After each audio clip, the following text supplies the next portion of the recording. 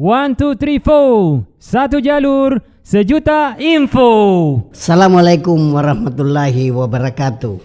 Saya tidak sendiri hari ini di podcast channel YouTube Jalur Info TV. Satu jalur, sejuta info. Tamu saya adalah tokoh satu pendidikan yang membantu dalam kegiatan non formal. Dia adalah Haji Miswar. Assalamualaikum warahmatullahi wabarakatuh Pak Haji. Waalaikumsalam warahmatullahi wabarakatuh. Wah, alhamdulillah ini Pak Haji. Ternyata undangan yang kita sama-sama, ternyata Allah mengabulkan doa itu. Amin. Iya. Sehilas bahwa ternyata Pak Haji ini adalah CEO atau yang muncul di mana-mana bahwa Pak Haji ini sebenarnya sering bermain di belakang layar tapi muncul Jils.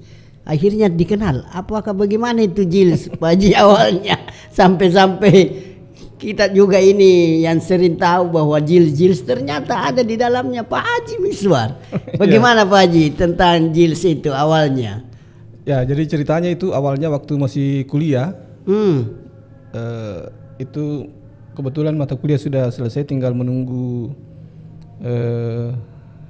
skripsi. Iya. Jadi sementara menyusun penelitian, maka saya pikir daripada menganggur, tidak ada kegiatan. Iya. Lebih baik saya coba-coba bikin bimbingan, bukan bimbingan dulu namanya ya. Jadi cuma mau membantu ini adik-adik. Iya. Yang mau masuk perguruan tinggi negeri untuk dikasih persiapan-persiapan. Iya. Jadi awalnya itu karena tidak ada tempat, jadi saya keliling-keliling menawarkan program ini ke sekolah. Waduh. Nah, jadi ditawarkan ke sekolah, ada sekolah yang menanggapi positif, ada juga yang menolak, lebih banyak yang menolak ya. Jadi saya pikir kalau begitu saya coba memulai cari tempat yang representatif. Tapi modal Pak Haji, kan ini butuh modal. Karena tidak semudah itu baru menawarkan kayak pamflet-pamflet tapi ternyata ada yang menerima positif, ada yang negatif. Iya. Jadi kita langsung mencari tempat, tapi ada pasti kan modal SDM-nya Pak Haji sudah tidak diragukan. Iya. Karena mau mengembangkan pendidikan. Jadi sebenarnya ini semua secara kebetulan. Jadi waktu saya cari tempat ada di Hos Cokro Aminoto dekat Sentral. Iya. Di situ ada gedung Anakuma. Di lantai 3-nya itu ada dulu kursus bahasa Inggris. Saya pernah pernah kursus di situ. Jadi saya coba jalan ke sana, ternyata ada. Jadi di situ sudah lengkap fasilitasnya, kelas-kelasnya bagus, kursinya sudah ada, papan tulis sudah ada, ruangannya ber-AC. Yang waktu itu AC itu masih jarang, mewah sekali kalau ada AC. Iya, mewah. Rata-rata masih pakai kipas angin. Jadi secara kebetulan saya dapat itu dan saya dikasih waktu itu 1 juta per bulan. Wah. Itu tahun 93. Jadi dari 92 kan saya mulai. Iya. Jadi 93 1 juta per bulan. Waktu itu memegang uang 1 juta juga saya belum pernah. Tapi saya berani, saya ketemu dengan pemilik gedung dan ternyata itu pemiliknya adalah istrinya Pak JK. Ya. Wah, ini satu. Dan ya kebetulan sekali, jadi saya tidak perlu lagi beli kursi, tidak perlu beli AC, tidak perlu beli papan tulis, saya tinggal siapkan uang. Dan pada waktu itu saya belum punya pegang uang apa-apa. Iya. Saya cuma berpikir bahwa insya Allah saya bisa. Jadi dengan hitungan-hitungan misalnya dan siswa masuk sekian pembayaran, maka saya bisa bayar gedungnya, saya bisa bayar tentornya. Ternyata hitungan-hitungan seperti itu hanya ada di kepala. Di lapangan sudah jauh berbeda. Jadi harapan bahwa misalnya dengan 100 siswa itu sudah bisa semua tertutupi, ternyata siswa itu hanya sekitar 30-an pertama ya, kemudian tamat sampai 50-an. Jadi tapi untunglah pemilik gedung itu mengerti. Dan dari situlah sebenarnya bantuan yang sangat luar biasa karena pemilik gedungnya meskipun belum bisa dibayar sesuai dengan perjanjian, tapi diberi kesempatan untuk tetap pakai tempatnya. Alhamdulillah Pak Haji. Itu liku-liku yang begitu berat kalau kita rasakan perjalanan Pak Haji sampai saat sekarang. Sekarang ini Pak Haji sudah dilihat karena sebelum ada COVID, begitu JILS sangat berkembang melebarkan sayap sampai ke kabupaten, saya itu biasa menyaksikan itu. Tapi sekarang di zaman COVID ini Pak Haji, kita langsung lompat ke ini lembaga-lembaga pendidikan itu kayaknya mati suri sebagian. Tapi saya lihat kegiatan yang ada di JILS itu kayak musibah membawa nikmat. Artinya karena saya perhatikan bahwa ini JILS, orang lembaga lain yang nama-nama itu yang saya pernah tahu, tapi ternyata karena COVID akhirnya orang tidak bisa masuk sekolah, apalagi lembaga-lembaga pendidikan jelas tidak. Karena itu saja yang formal sudah seperti menghadapi musibah. Tapi saya perhatikan ide-ide Pak Haji sampai menghadapi musibah, tapi musibah COVID itu ternyata membuat nikmat bagi Pak Haji.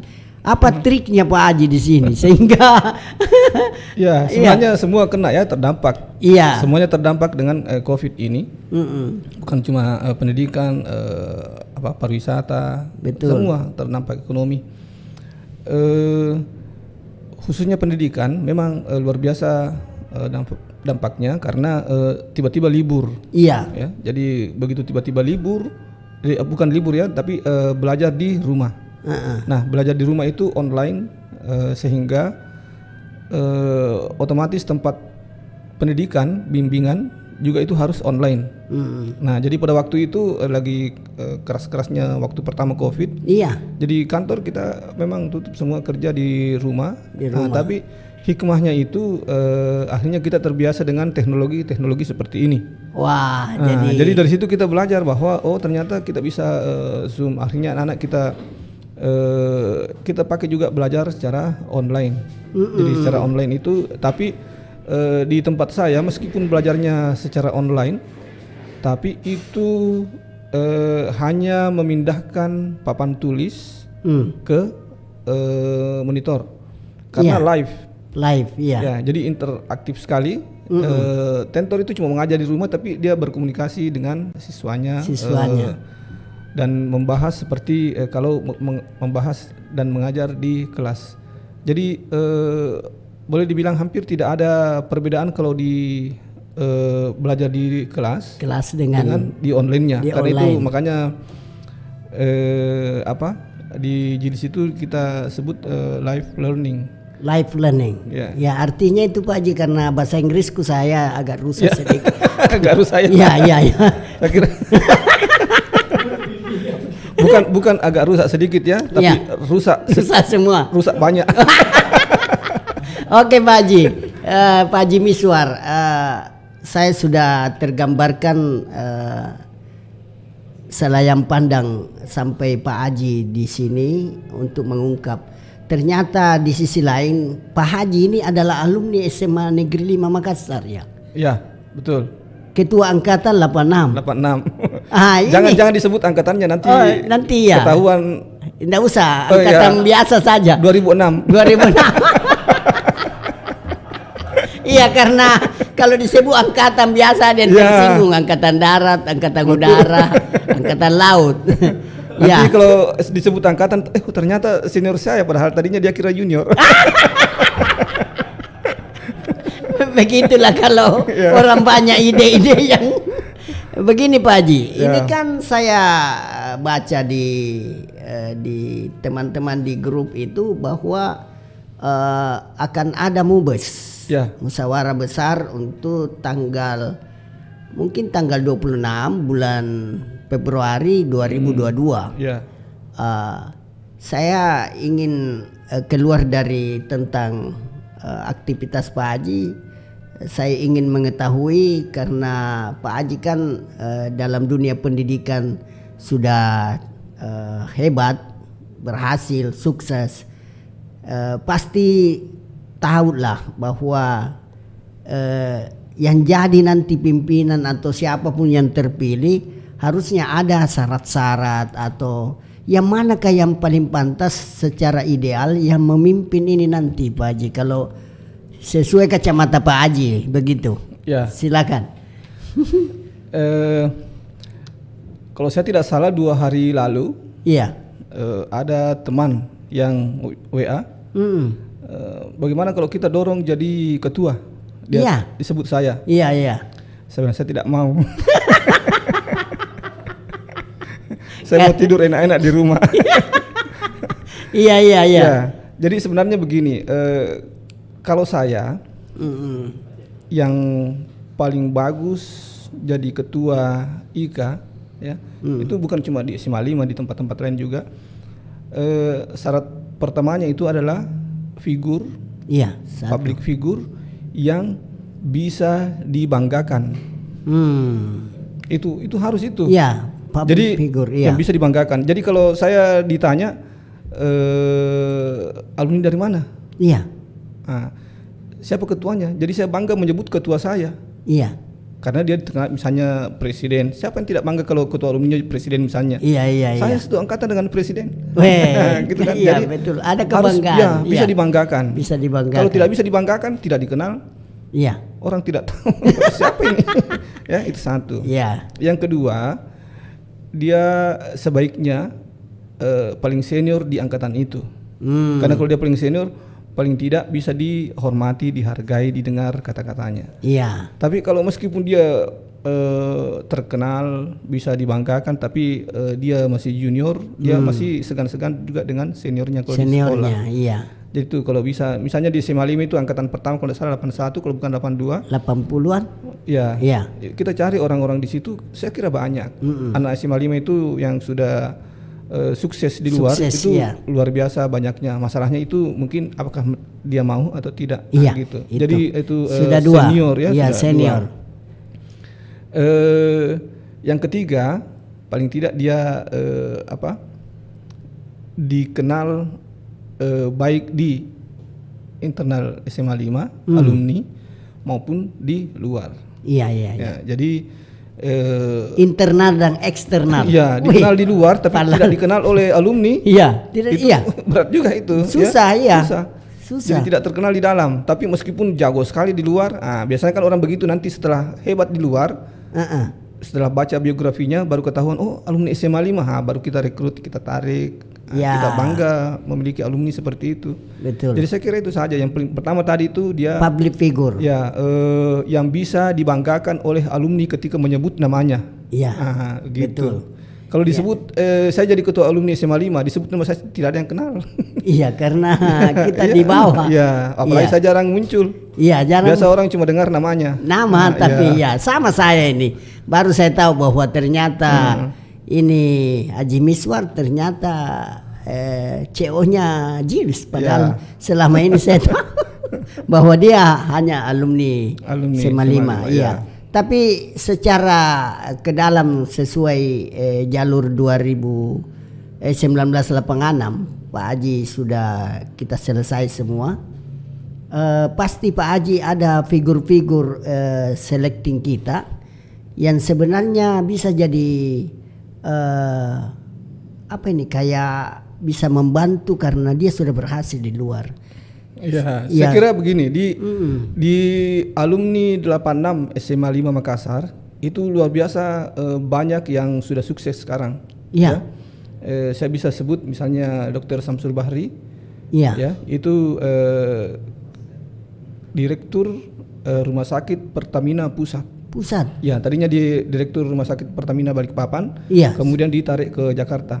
Itu untuk menjadi direktur Rumah Sakit Pertamina Pusat itu bukan orang sembarang itu. Iya. Bukan Artinya, saja rumah iya. sakitnya karena bahan bakarnya juga Pertamina Iya. itu sangat dibutuhkan. Luar biasa, Tidak luar jalan biasa. motor kalau iya.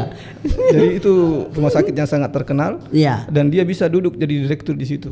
Iya. Ya, kepala Rumah Sakit Pertamina Pusat.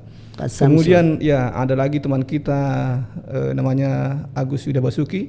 Iya. Ya, itu kepala regional Telkom.